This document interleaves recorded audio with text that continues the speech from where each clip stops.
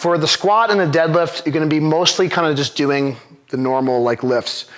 I might sometimes have you guys do a squat with heels to work the quads a little bit more, be a little bit more upright. If you're newer to lifting, you're probably just gonna just do a regular squat. And then if you're a sumo deadlifter, you might start off doing conventional deadlifts earlier in the cycle and then transition to your, what we call a competition stance.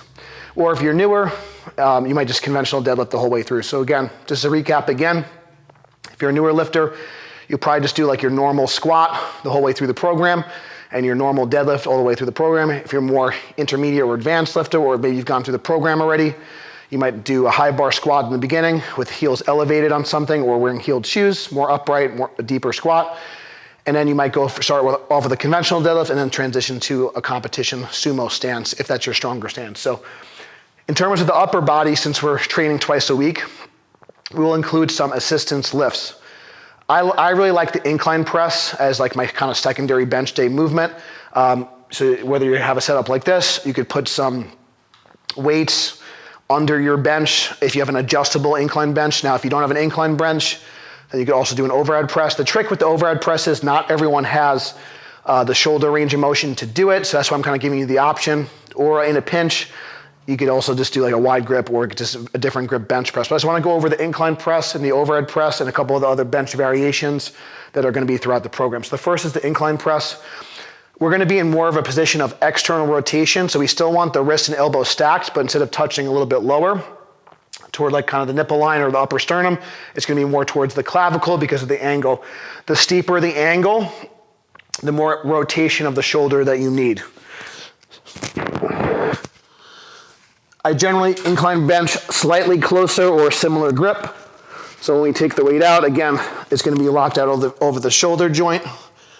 And we're going to pause and push up.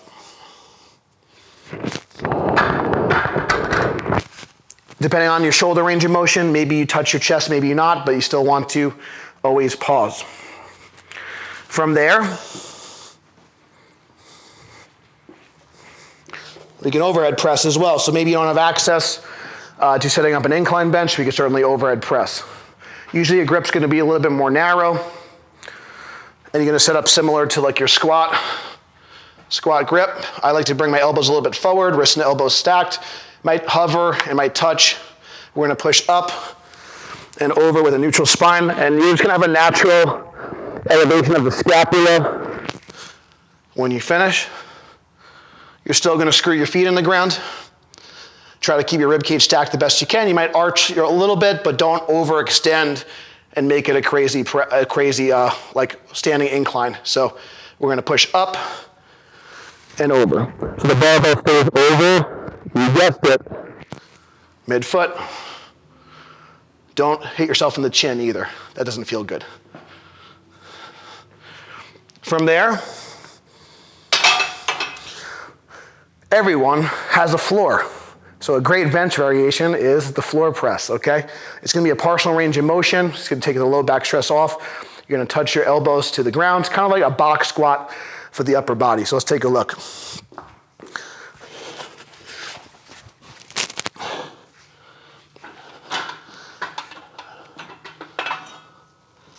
We're gonna rest our elbows on the ground, pause, fire up.